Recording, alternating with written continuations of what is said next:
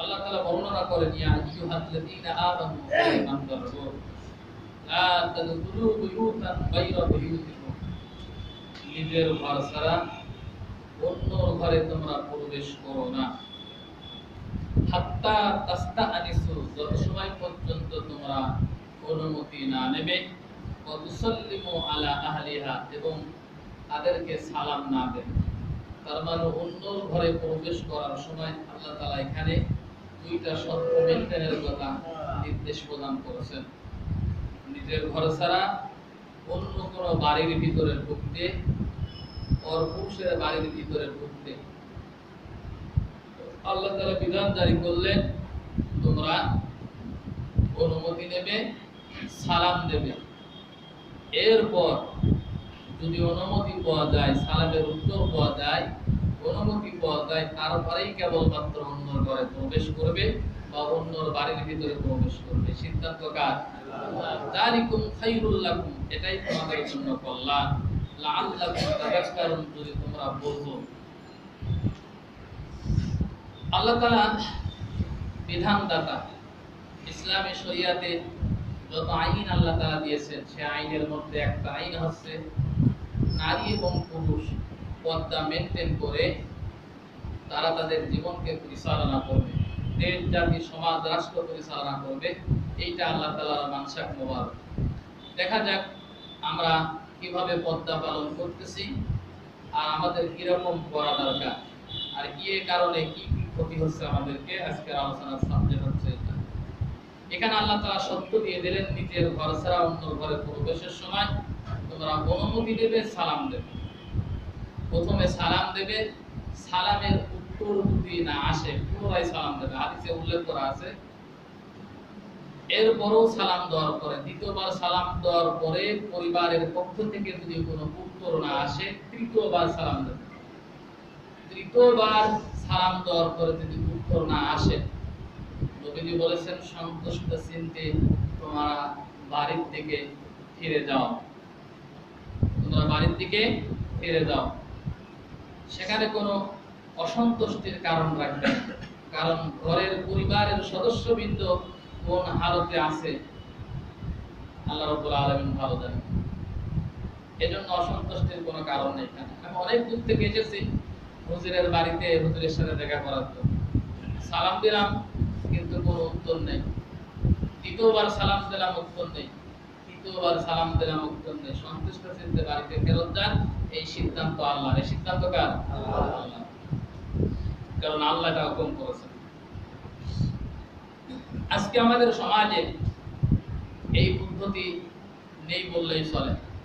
আমরা নিজের প্রয়োজনে, অন্যর প্রয়োজনে যখন কোনো মানুষের বাড়িতে যাই, অনুমতি মতো করে থাক, সালাম দেওয়াটাকেও আমরা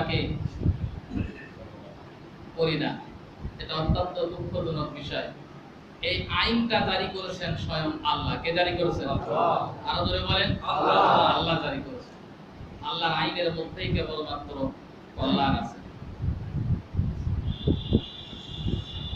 আল্লাহ রাব্বুল আলামিন বর্ণনা করেন,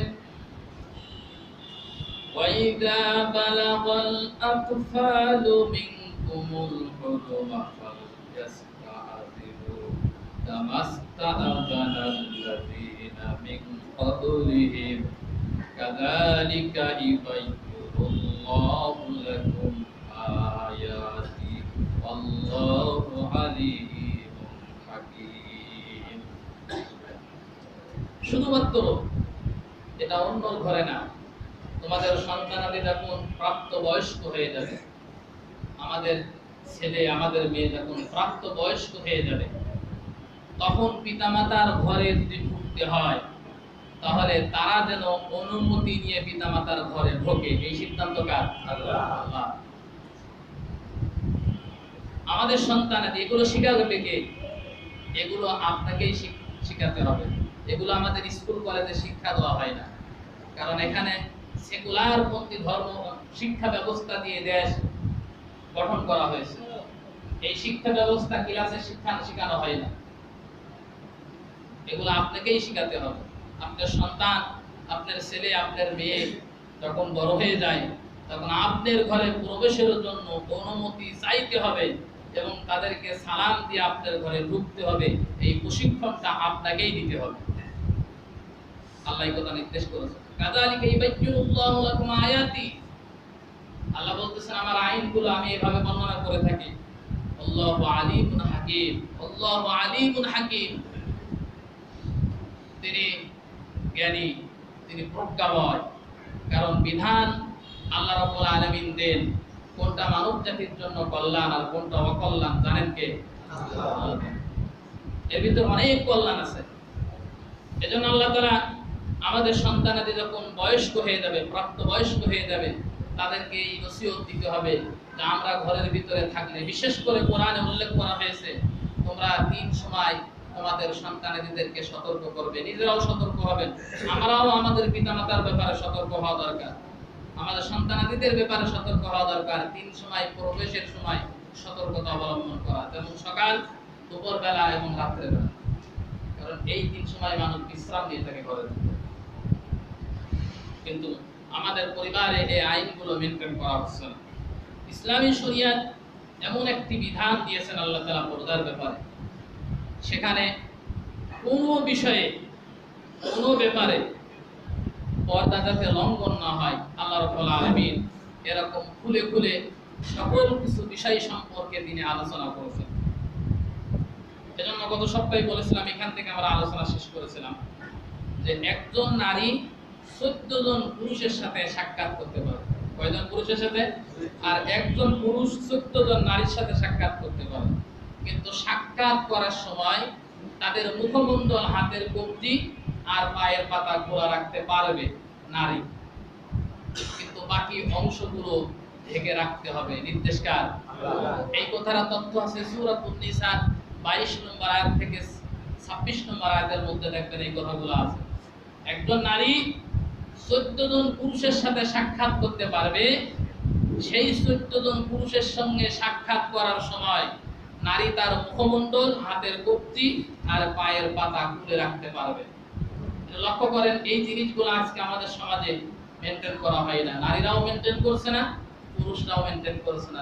যে কারণে বিভিন্ন সময়ে বিভিন্ন ধরনের অ্যাক্সিডেন্ট আমাদের সমাজে, পরিবারে আমরা দেখতে পাচ্ছি। কোরআন বর্ণনা করতেছে যে একজন নারী যে 14 জন পুরুষের সাথে সাক্ষাৎ করতে পারবে, সেই 14 জন পুরুষ কারা? 1 নম্বর আছে নিজের বাবা। 1 নম্বর কি? নিজের বাবা।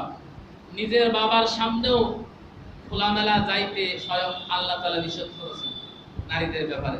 নারীরা তাদের মুখমণ্ডল, হাতের কবজি আর পায়ের পাতা খোলা রাখবে। 2 নম্বর আছে দুধ বাবা। 3 নম্বর আছে আপন মামা।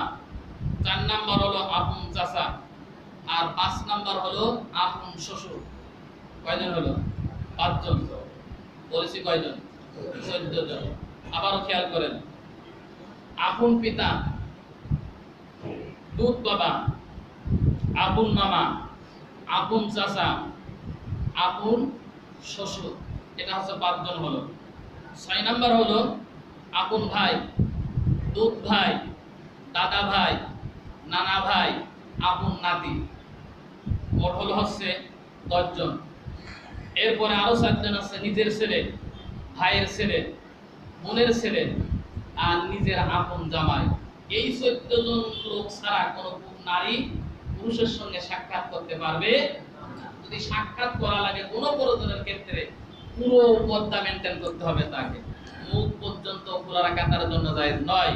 শুধু মুখ খুলবে, হাতের কবজি খুলবে, পায়ের পাতা খুলবে এই 14 জন পুরুষের কাছে। এখন এই 14 জন পুরুষের মধ্যে দেওয়ারের নাম আছে? কথা বলেন না কিন্তু। শাশুড়ির নাম আছে? ওই যে শাস্তু চাচা, শাস্তু মামা, এরকম কোন নামটাম আছে নাকি? এবার খেয়াল করে দেখেন তো আমাদের পরিবারে, আমাদের সমাজে এই আইনগুলো মেনটেন করা হচ্ছে কিনা? বরং আমরা কি করতেছি, রাস্তার থেকেই বলতেছি, বাড়ির বাইরের থেকে বলছো শিবালির মা বাড়ি আছো কিনা। এই শিবালির মা গতি গতি বাড়ির ভিতরে ঢোকা সারা। এরপরে শিবালির মা বসে রয়েছে বারান্দার উপরে মাথা আগলা করে, কিভাবে কেমন আছেন, এই গতি গতি দেখা গেল যে ভাবির অবস্থা খারাপ। এটা হচ্ছে আমাদের বর্তমান যুগ জামানা। অথবা কোরআন অনুমোদন দিয়েছে ১৫০০ বছর আগে যে একজন নারী ১৪ জন পুরুষের সঙ্গে সাক্ষাৎ করতে পারবে, অনুমোদন দিয়েছে। শুধু ওই অনুমোদনের ক্ষেত্রে মুখের মুখ, হাতের কবজি আর পায়ের পাতা খোলা রাখতে পারবে, আর বাকি অংশগুলো ঢেকে রাখতে হবে। এর ভিতরে ভাসুরের নাম নেই, দেওরের নাম নেই, নুনদারও নাম নেই, আছে? অথচ আজকে আপনার বউ আপনার নুনদার সামনে যদি না যায়, তার মানে ভগ্নিপতির সামনে না যায়, সমাজ ভেঙে যাবে, ঠিক কিনা? উলটপালট শুরু হয়ে যাবে। ইসলামী আইন আমাদের জন্য এই বিধানগুলো দিয়েছে। আজকে এগুলো না মেনটেন করার কারণে বহু সমস্যা সৃষ্টি হচ্ছে। সম্মানিত ভাইরা, আল্লাহ রাব্বুল আলামিন মানুষের বহুবিধ সমস্যা থাকতে পারে। সমস্যা হবে সংসার চালাতে গিয়ে, পরিবার চালাতে গিয়ে। পুরো স্কোপে আল্লাহ রাব্বুল আলামিন খালি রাখেন নাই। আমাদের সংসার চালাতে গিয়ে কখনো কোনো জিনিসের অভাব হতে পারে, অন্য মানুষের কাছে ছোঁয়া লাগতে পারে। তেল, নুন, ঝাল, লবণ, তাও কোনটা কুরল মানুষের কাছে ছোঁয়া লাগতে পারে, পারে কিনা? পারে, স্বাভাবিক, আমরা চাইতেই পারি। আল্লাহ রাব্বুল আলামিন এই বিধানটা নাযিল করার সময় নবীদের স্ত্রীর উদ্ধৃতি দিয়ে, উপমা দিয়ে তামাম পৃথিবীর মুমিন নারী এবং পুরুষদের উদ্দেশ্য করে আল্লাহ রাব্বুল আলামিন বর্ণনা করতেছেন। ওয়াইযা সাআলতুমুহুন্না মাতাআন ফাসআলুহুন্না মিন ওয়ারা'i হিজাব যালিকুম আতাহারু কুলুবিকুম ওয়া কুলুবিহিন্না ইলা কিয়ায়া।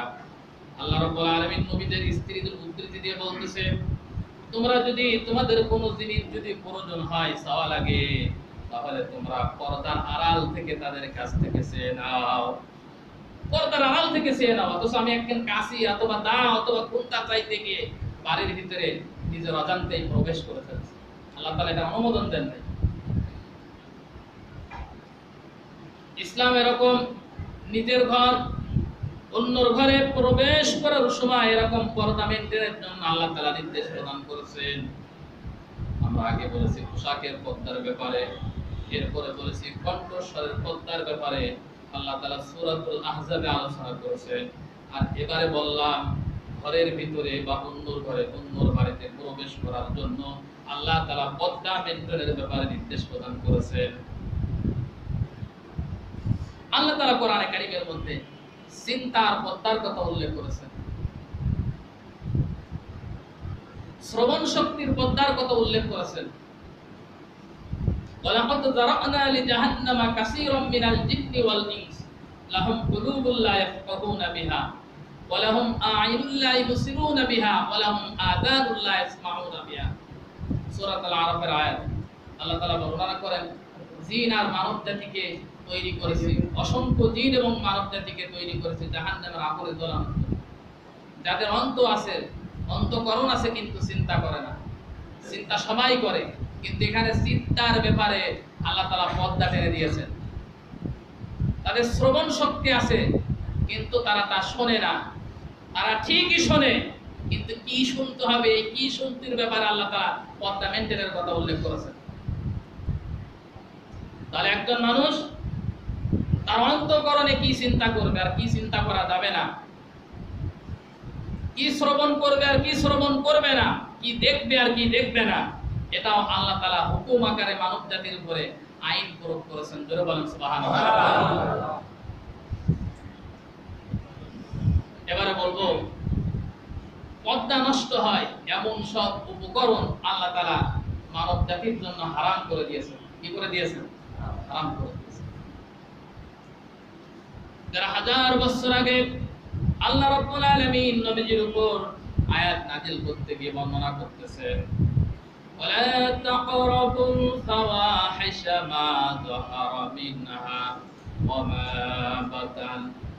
তোমাদের জন্য প্রকাশ্য এবং গোপন সর্বপ্রকার অশ্লীল কাজ তোমাদের জন্য নিষিদ্ধ করা হলো, এটা হারাম করে দেওয়া হলো।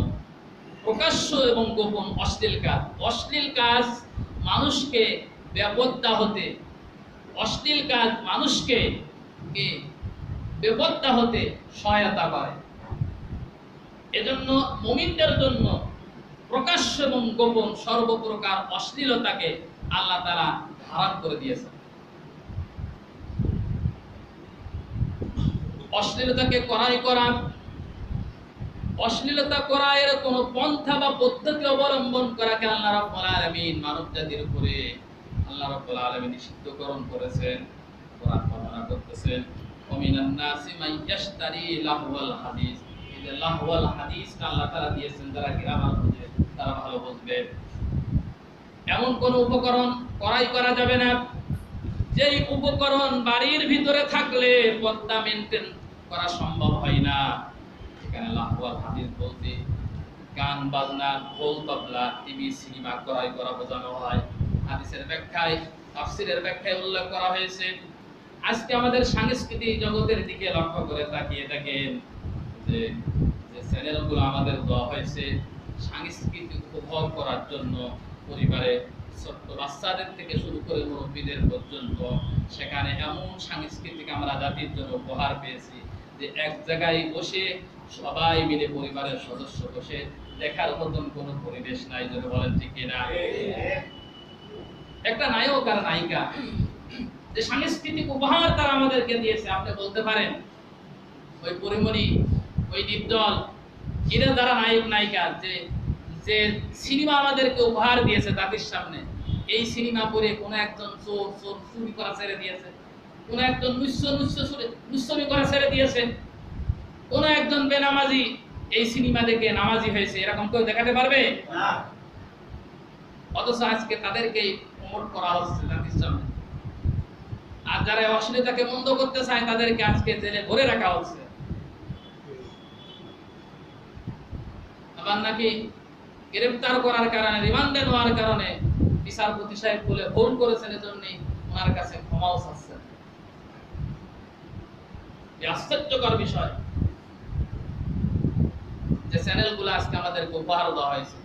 এজন্য লাহওয়াল হাদিস ক্রয় করা যাবে না। গান বাজনা, ঢোল তবলা, বাঁশি, তারপরে সিনেমার যে সিস্টেমগুলো, যেগুলো গ্রহণ করলে পর্দা মেনটেন করা যায় না, অশ্লীলতাই বেশি সমাজে ধাবিত হয়, পরিবারে ধাবিত হয়, সন্তান নষ্ট হয়ে যায়, এরকম কাজ উপকরণ কখনোই গ্রহণ করা যাবে না। কারণ এগুলোর ব্যাপারে উৎস প্রদান করলে কিয়ামতে বাড়ির কর্তাদেরকে কিয়ামতে আল্লাহ দরবারে আসামি হতে হবে। একজন মেয়ে বেপর্দা হলে কয়েকজন পুরুষ সদস্যকে কিয়ামতের ময়দানে জাহান্নামে নিয়ে যাবে। তার ভিতরে স্বামী একজন, পিতা একজন, বড় ভাই একজন, বোন যদি এরকম বেপর্দাশীল হয়ে যায় তাহলে কিয়ামতে বাপকে, স্বামীকে, বড় ভাইকে আল্লাহ রাব্বুল আলামিনের আদালতে আসামি হতে হবে। এই পৃথিবীতে এজন্য আল্লাহ তাআলা বর্ণনা করতেছেন, ইন্নাল্লাযীনা ইউহিব্বুনা আন তাশিআল ফাহিশাতু ফিল্লাযীনা আমানু লাহুম আযাবুন আলীম। ঈমানদারদের সমাজে কোন ব্যক্তি ক্ষমতা গ্রহণ করার পরে অশ্লীলতাকে যদি প্রাধান্য দিয়ে দেয়, অশ্লীলতার সয়লাব যদি ঘটানোর ব্যবস্থা করে, আল্লাহ তাআলা বর্ণনা করেছেন লাহুম ফিদ দুনিয়া ওয়াল আখিরাহ, তাদের জন্য দুনিয়াও ধ্বংস হয়ে যাবে, আখিরাতও তাদের জন্য ধ্বংস হয়ে যাবে। এজন্য পর্দার নষ্ট হয় এমন কিছু উপকরণ আল্লাহ তাআলা এই জাতির জন্যই জায়েজ করেননি, বরং সেই নাজায়েজ কাজগুলো এখন আমাদের সমাজে বেশি হচ্ছে বলেই পর্দা মেনটেন করা সম্ভব হচ্ছে না। পর্দার যে হুকুম আছে, আইন আছে, এই বিধানগুলো সঠিকভাবে মানা সম্ভব হচ্ছে না। এজন্য আজকে আমাদের সমাজে বিভিন্ন ধরনের অ্যাক্সিডেন্ট আমরা দেখতে পাচ্ছি। পৃথিবীতে কোন নারী যদি নিজেদের পর্দা সম্পর্কে সচেতন হতে চায়, কোরআন এবং হাদিসের দৃষ্টিকোণ থেকে অন্তত ওই সমস্ত নারীদেরকে, ওই সমস্ত পুরুষদেরকে, ওই সমস্ত মনীষীদের জীবনী পড়া উচিত। আল্লাহ নবী হাদিস এবং কোরআনের মধ্যে বিশেষ করে 6 জন নারীকে উদ্দেশ্য করে বর্ণনা করেছেন। 6 জন নারীর ঘটনা জাতির সামনে উপস্থাপন করেছেন, যে 6 জন নারীর আদর্শ পৃথিবীর মানব জাতির জন্য, বিশেষ করে পর্দার ব্যাপারে মানব জাতির জন্য মডেল হয়ে দাঁড়িয়ে আছে। জোরে বলুন সুবহানাল্লাহ। আমি আমার নির্ধারিত সময়ের মধ্যে কয়েকটা কথা বলে আমরা শেষ করব আর কি। আবু মুসা জঙ্গি রহমতুল্লাহ আলাইহি, আমি ইতিহাসের পাতা থেকে বলছি এবারে। আবু মুসা জঙ্গি রহমতুল্লাহ আলাইহি আব্দুল কাদের জিলানীর পিতা। তিনি মসজিদ থেকে নামাজ পড়ে এসে বাড়িতে দেখলেন তার স্ত্রী গোসল সেরে এসে কাপড় বাইরে ছাড়াই দিয়েছেন, শুকাতে দিয়েছেন। তার বাড়ির চাকরানি চাকর সেই পোশাকের দিকে লক্ষ্য করে তীক্ষ্ণ নজরে তাকিয়ে আছেন। এই দৃশ্যটা আবু মুসা জঙ্গি রহমতুল্লাহ আলাইহির নজরে ধরা পড়েছে। তিনি বাড়ির ভিতরে প্রবেশ করে পোশাকটাকে নিয়ে এসে আগুন ধরে পোড়াই দিলেন। স্ত্রী এসে বলতেছে, কি করো? তুমি না কেবলমাত্র এই কিছুদিন আগেই এই নতুন পোশাকটা আমাকে কিনে দিয়েছো, এই নতুন পোশাকটা আমাকে কিনে দিয়েছো, এখনো তো পুরাতন হয়নি, নষ্ট হয়ে যায়নি, পোড়ানোর কারণ কি? আবু মুসা জঙ্গি রহমতুল্লাহ আলাইহি বলতেছে, আমি এই জন্য পোড়াই, এই পোশাকটা আমার চাকরের কাছে যেন মনে আকর্ষণীয় মনে হয়েছে, এজন্য আমি লক্ষ্য করে তাকিয়ে দেখলাম এই পোশাকটার দিকে সে আকর্ষণের দৃষ্টিতে অনেক সময় ধরে তাকিয়ে আছে। আমার স্ত্রীর আকর্ষণ দৃষ্টি কোনো পোশাক পরুক, মানুষের সামনে যায়, এটা আমি কখনো পছন্দ করি না। আবু মুসা জঙ্গি রহমতুল্লাহ আলাইহি বিশ্ববিখ্যাত একজন ব্যক্তি ছিলেন, আল্লাহর ওলি ছিলেন, যিনি আব্দুল কাদের জিলানী রহমতুল্লাহ আলাইহির পিতা। আমরা ইতিহাসে পড়েছি তিনি ক্ষুধার তাড়নায় নদীতে ভেসে যাওয়া একটা ফল খেয়ে ফেললেন। খেয়ে ফেলার পরে তিনি চিন্তা করলেন, আমার এই ফল খাওয়া ঠিক হয়নি, সুতরাং ফলের মালিক যিনি, তার কাছে যে আমাকে ক্ষমা চাইতে হবে। তিনি হাঁটতে শুরু করলেন। বহু দূর যাওয়ার পরে দেখতে পেলেন নদীর ধারে একটা আপেল ফল গাছ বাগান রয়েছে। তিনি চিন্তা করলেন, হয়তো এই ফল গাছের বাগান থেকেই ফলটি পরে নদীতে পড়েছে, তারপরে ভাসতে ভাসতে চলে গিয়েছে। তিনি মালিকের কাছে গিয়ে বললেন, মালিক, নিজের অজান্তেই তোমার ফলটা আমি খেয়ে ফেলেছি, আমাকে ক্ষমা করে দাও। মালিক বললেন, আবু মুসা জঙ্গি রহমতুল্লাহ আলাইহির যিনি শ্বশুর, তিনি বলতেছেন, ঠিক আছে বাবা, একটু অপেক্ষা কর, আমি বাড়ির ভিতর থেকে আসি। তিনি চিন্তা করলেন, ছোট্ট একটা ফল নদীতে ভেসে গিয়েছে, সে খেয়ে ফেলেছে, এর দ্বারা কি হতে পারে, কি ক্ষতি হতে পারে? সে আমার কাছে এত দূর হেঁটে হেঁটে ক্ষমা চাইতে এসেছে, নিশ্চয় এটা কোনো সাধারণ ছেলে না, এর ভিতরে কোনো কিছু আছে।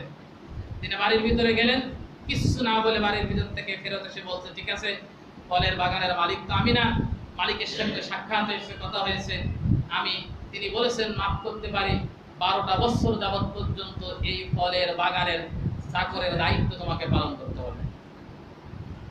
তিনি সত্য মেনে নিলেন। 12টা বছর যখন দায়িত্ব পালন করলেন, বছর যখন শেষ হয়ে গেল, বাড়িতে চলে আসবেন, এমন সময় বলতেছে যে না, সম্ভব না, এখন তোমাকে ছেড়ে দেওয়া হবে না। এই বাগানের মালিক বলেছে যে তিনি বলেছেন, তিনি একজন মেয়ে মানুষ, তিনি বলেছেন তাকে যদি বিবাহ করা হয় তাহলে তোমাকে এই দায়বহর থেকে মুক্তি দিয়ে দেওয়া হবে। বুঝতেছেন তো? তিনি বললেন, অনেক ইতিহাস বলছে, শর্ট করে আমি পদ্মার কথা বলার জন্য বলতেছি আর কি। তিনি বললেন, দেখো, যাকে বিবাহ করতেছো তিনি কিন্তু সাধারণ কোনো ব্যক্তি না, আমার ওই মেয়েটা, তিনি আর কেউ না, তিনি হচ্ছে আমার মেয়ে। আমার মেয়েটা কানা, পুরা, অন্ধ, বোবা, 4টা অপশন দিয়েছেন তার সামনে। বলছে, কি দায় করে গেলাম, সামান্য একটা ফল খাওয়ার কারণে 12 বছর পর্যন্ত আপনার বাড়িতে কর্মচারী কেটেছে, আবার এখন বিবাহ করতে হবে, তারপর আবার কানা, পুরা, ন্যাংরা, বোবা, এরকম কোনো মেয়েকে কেউ বিবাহ করে নাই। এটা অনেক ইতিহাস। আমি যেটা বোঝানোর জন্য আসতেছি সেটা হচ্ছে এই মহিলার গর্ভে থেকে আব্দুল কাদের জিলানী রহমতুল্লাহ আলাইহি জন্মগ্রহণ করেছিলেন। আব্দুল কাদের জিলানীর বয়স যখন 7 বছর, তখন তাকে একটা মক্তবে ভর্তি করা হলো। মক্তবে ভর্তি করার সময় হুজুরের কাছে যখন দিয়ে আসা হলো, দিয়ে আসার সময় হুজুর তাকে প্রথমে পড়াচ্ছে আলিফ, বা, তা, সা, এটা তো পড়ায় নাকি? পড়ায়। আলিফ যখন শব্দটা উচ্চারণ করেছে উস্তাদ, তখন আব্দুল কাদের জিলানী রহমতুল্লাহ আলাইহি 7 বছর বয়সের যুবক, ছোট্ট ভালো, বলতেছে, হুজুর আমাকে বলতে আছে আলিফ মানে, আলিফ মানে বলছে না, আমি আলিফ আর কি মানে হতে পারে, আলিফের কি মানে হতে পারে বলছে না, যে জিনিসের মানে হয় না সেই জিনিস আমি কখনো করি না। আব্দুল কাদের জিলানীকে বলছে, আমি এই বিষয় সম্পর্কে জানি। সাথে সাথে ছোট্ট বালক উস্তাদের কাছে দাঁড়িয়ে পড়তেছে, আলিফ লাম মিম, আল্লাহু লা ইলাহা ইল্লাহুল হাইয়ুল কাইয়্যুম। এই আলিফ দিয়ে আল্লাহর পরিচয় তখন উস্তাদের সামনে তিনি ইতিহাস থেকে বলছি গল্পটা তুলে ধরেছেন। তেলাওয়াত করতে করতে আব্দুল কাদের জিলানী রাহমাতুল্লাহ আলাইহি প্রায় 18টা পারা তেলাওয়াত করতে করতে সেন্স হারা হয়ে তিনি সেখানে পড়ে গিয়েছেন। উস্তাদ বাড়িতে এসে তার পিতা এবং মাতাকে ডেকে বলতেছে, এই যে সন্তান, এই যে সন্তান, এই সন্তান আপনি কিভাবে নিয়ে আসলেন? আপনার এই সন্তান আজকে আমার কাছে ভর্তি করা হয়েছে। আমি সন্তানকে আলিফ বা তা শিক্ষা দিচ্ছিলাম, ইতিমধ্যে আমাকে প্রশ্ন করে ফেলেছে যে আলিফের মানে কি। তিনি এই আলিফের মানে বলতে গিয়ে আল্লাহর পরিচয় বলতে বলতে 18 পারা তেলাওয়াত করেছেন। আব্দুল কাদের জিলানী রাহমাতুল্লাহ আলাইহির মা তখন কান্না সুরে বলতেছে, বড় আশ্চর্যকর বিষয়, আমি অনেক ভুল করে ফেলেছি। আমার এই সন্তানটা ভূমিষ্ঠ হওয়ার পরে, এই সন্তানটা ভূমিষ্ঠ হওয়ার পরে আমি পাশে বসে বসে কোরআনে কারীম তেলাওয়াত করতাম, হক আদায় করে তেলাওয়াত করতাম। আর এই তেলাওয়াত শুনে শুনে আমার এই ছোট্ট নাবালক সন্তানটা আমার পাশে বসে বসে মনে হয় এই 18 পারা কোরআনে কারীম মুখস্থ করে ফেলেছে। আশ্চর্যকর বিষয়, আমি যদি পুরো কোরআনে কারীম হক আদায় করে তেলাওয়াত করতাম তাহলে আমার এই সন্তান মুখস্থ করে ফেলতে পারতো। এই সন্তান একদিন মাকে বলতেছে, মা আমাকে পেটে ধরার পরে এমন কোন অপরাধ কি তুমি করে ফেলেছিলে যে অপরাধ করার কারণে ওরা আমার মনে থাকে না, ওরা আমার মনে থাকে না, আমি পড়ার পরে 2-1 দিন পরে ভুলে যাই, ওরা আমার মনে থাকে না, এমন কোন অপরাধ কি তুমি করে ফেলেছিলে? মা তখন বলতেছে, বাবা আমার মনে পড়ে না আমার জীবদ্দশায় এমন কোন অপরাধ তোমাকে পেটে নিয়ে করেছি, তবে একটা বিষয় আমার মনে পড়ে, তুমি যখন আমার পেটে ছিলে আমি তোমার নানির বাড়িতে বেড়াতে গিয়েছিলাম, বেড়াতে গিয়ে উঠানের উপরে দেখলাম আচার নেড়ে দেওয়া আছে, নিজের অজান্তেই আচার নিয়ে আমি খেয়ে ফেলেছিলাম। পরে বুঝতে পারলাম এই আচার তোমার আপন নানির না, এই আচারটা তোমার প্রতিবেশী নানির। মনে হয় এই কারণে তোমার পড়া মুখস্থ হওয়ার পরে ভুলে যাও। এমন একজন মা তিনি কোনদিন পর্দাকে লঙ্ঘন করেন নাই, অথচ মায়ের ব্যাপারে আপন সন্তান আব্দুল কাদের জিলানী এরকম তহমত দিচ্ছেন। এত বড় একজন যোগ্যতা সম্পন্ন লোক, আল্লাহ রাব্বুল আলামিনের এই পর্দা করার কারণে, বিধান মেনটেন করার কারণে তার মায়ের গর্ভ থেকে আব্দুল কাদের জিলানীর মতন শ্রেষ্ঠ একজন সন্তানকে পৃথিবীবাসীর জন্য আল্লাহ উপহার দিয়েছেন। সুবহানাল্লাহ। এই পেটের অনেক দাম, এই পেটের কি, এই 2 ইঞ্চি পেটের অনেক দাম। আজকে তো পর্দা তো মেনটেন করা হয় না, বরং মায়েরা যখন গর্ভবতী হয় দেখা যাচ্ছে ডাক্তারের কাছে যায়, অমুকের কাছে যায়, সেখানে যাওয়ার ক্ষেত্রে নিষেধ দেয়, ইসলামী শরীয়তে নিষেধ দেয়, কিন্তু সেটা করতে গিয়ে পর্দা লঙ্ঘন করে থাকে। আজকে আমাদের এই সমাজ থেকে, পরিবার থেকে ভালো ভালো যে সন্তান জাতির জন্য উপহার হবে কিভাবে আসবে আল্লাহর পক্ষ থেকে, যেখানে পর্দাই মেনটেন করা হচ্ছে না। এজন্য নবীজি এই উম্মার জন্য, বিশেষ করে মহিলাদের জন্য 6 জন মহিলাদের জন্য, মুমিন নারীদের জন্য মডেল বানিয়ে দিয়েছেন, মুমিন নারীদের জন্য মডেল বানিয়ে দিয়েছেন। একদিন বিশ্বনবী ঘরের ভিতরে ঢুকলেন, বিশ্বনবীর ছোট মেয়ে ফাতেমা রাদিয়াল্লাহু তাআলা আনহা শুয়ে রয়েছেন।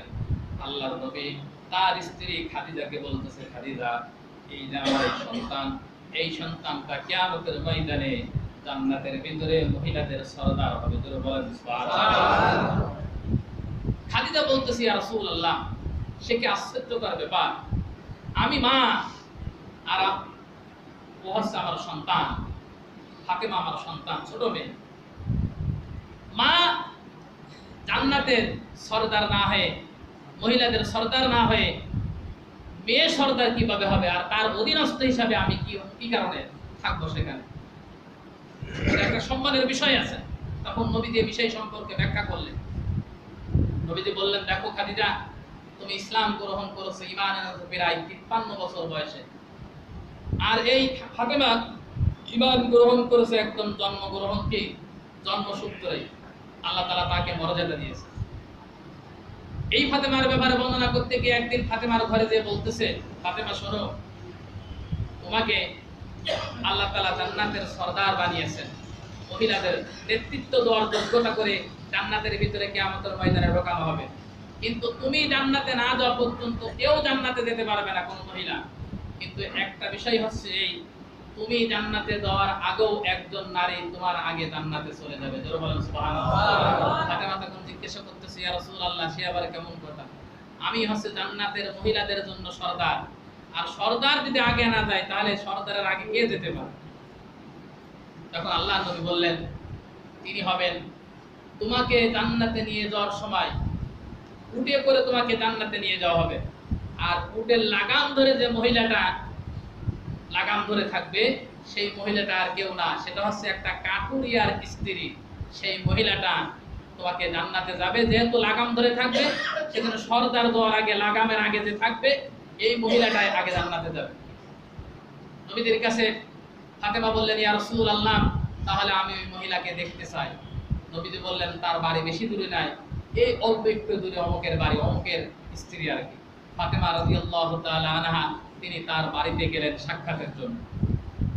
সাক্ষাতে যাওয়ার পরে বাইরের থেকে সালাম দিলেন, অনুমতি চাইলেন, বললেন যে আমি বিশ্বনবীর কন্যা ফাতেমা এসেছি তোমার সঙ্গে সাক্ষাৎ করার জন্য, সুতরাং তোমার সাথে কথা বলতে চাই, আমাকে ভিতরে আসার অনুমতি প্রদান করা হোক। মহিলা তখন দাঁড়িয়ে বলতেছে, আপনি নিশ্চয় বিশ্বনবীর মেয়ে কন্যা, ঠিক আছে, কিন্তু আপনার সাথে সাক্ষাৎ করার ব্যাপারে আমি আমার স্বামীর কাছ থেকে অনুমতি না নেওয়া পর্যন্ত কোনো সাক্ষাৎ দিতে রাজি নাই, সুতরাং আপনি ফেরত যান আজকে, আগামীকাল আমি অনুমতি নিয়ে রাখবো, আপনি আগামীকাল আমার দরবারে আসবেন, আপনার সাথে সাক্ষাৎ। ফাতেমা রাদিয়াল্লাহু তাআলা তিনি চলে গেলেন। এই কাহিনীটা, এই হাদিসটা তাফসীর ইবনে কাসির উল্লেখ করা আছে যে ফাতেমা রাদিয়াল্লাহু তাআলা চলে আসলেন। পরের দিন হযরত হাসান রাদিয়াল্লাহু তাআলা মাকে বলতেছেন, যখন বাড়ির ভিতর থেকে বের হচ্ছেন পর্দা মেইনটেইন করে, তখন হাসান বলতেছে, মা তুমি কোথায় যাও? গতকালকেও তোমাকে এই সময় আমি পাইনি, আমি তোমার সঙ্গে যেতে চাই। হাসান রাদিয়াল্লাহু তাআলা মায়ের সঙ্গে গেলেন, ছোট বালক তখন। এরপরে ওই বাড়ির কাছে যে যখন সালাম দিলেন, অনুমতি চাইলেন, তখন হাসান রাদিয়াল্লাহু তাআলা বলতেছে, মা এই বাড়িতেই তাহলে গতকাল তুমি এসেছিলে?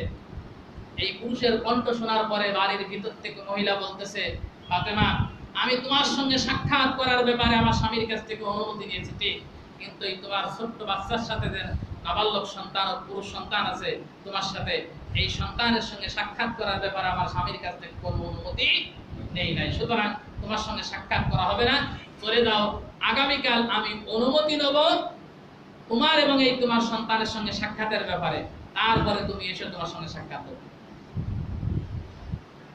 এই যে একজন কাঠুরিয়ার স্ত্রী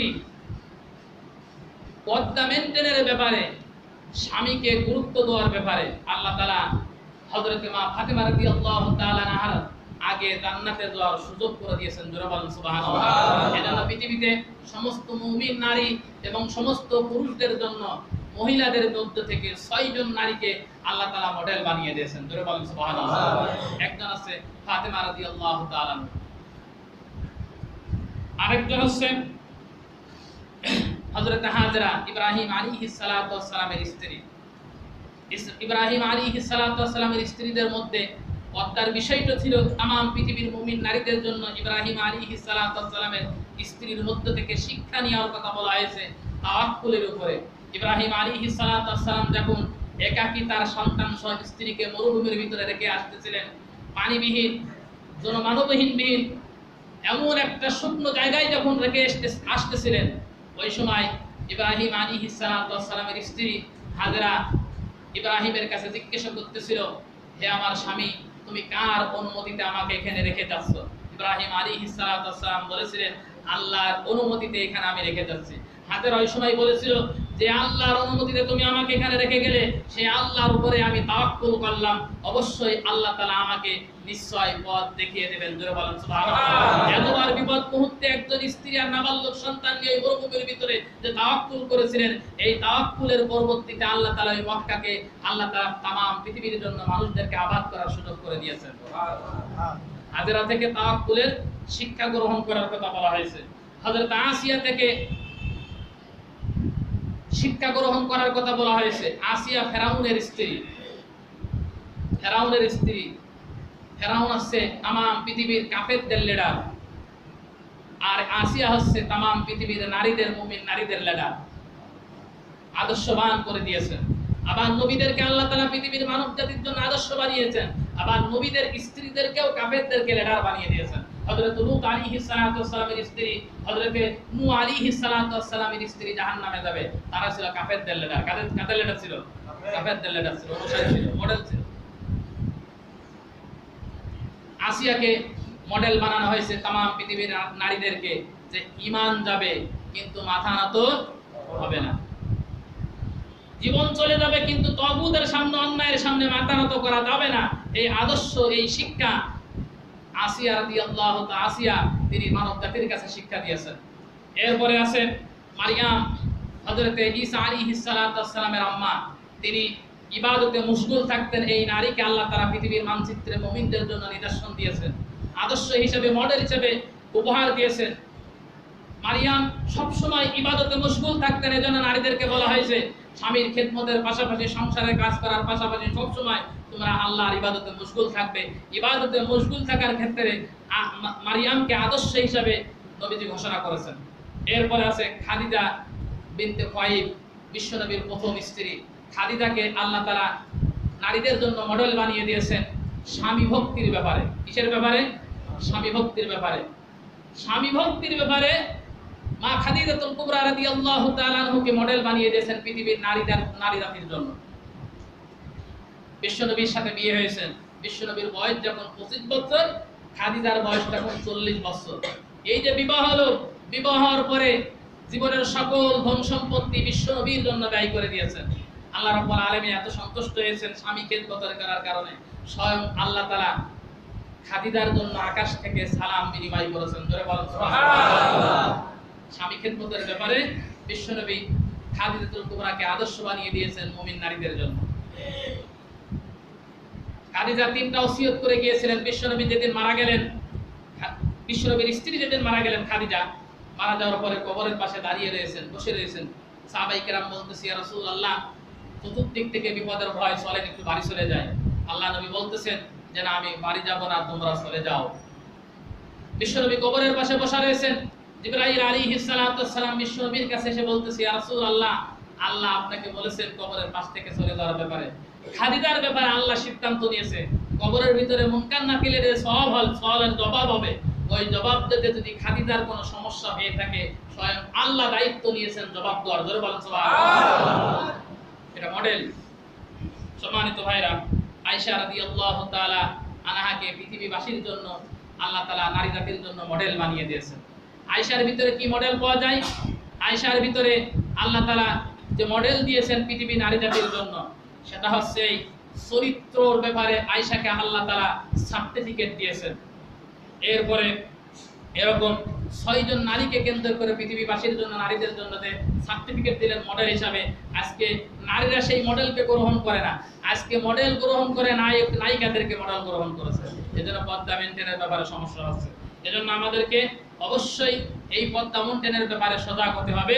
আমরা প্রথম দিক থেকে পোশাকের ক্ষেত্রে, এরপরে চোখের পর্দার ক্ষেত্রে, কণ্ঠস্বরের পর্দার ক্ষেত্রে, অন্যের ঘরে প্রবেশের পর্দার ক্ষেত্রে, চিন্তা চেতনার পর্দার ক্ষেত্রে, এবং পর্দা বিনষ্ট হয় এমন উপকরণ সম্পর্কে আমরা গত, আজ এবং আজকে এই 2 সপ্তাহ আলোচনা করলাম। এর থেকে আমরা